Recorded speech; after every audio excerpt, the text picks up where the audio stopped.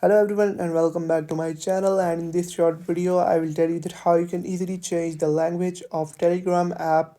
That's quite simple, interesting and easy, so make sure to watch the video till end so you don't make a single mistake.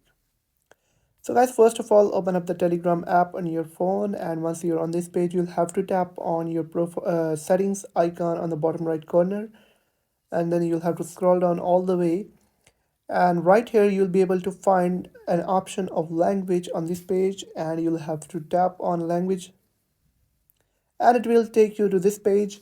And in on the bottom you'll be able to find a section of interface language, and you'll be able to find a lot of different languages like English, Arabic, and a lot more languages. You can select any one of these languages, like I will select Russian, and if I go back, everything is written in Russian, and you can change according to your need.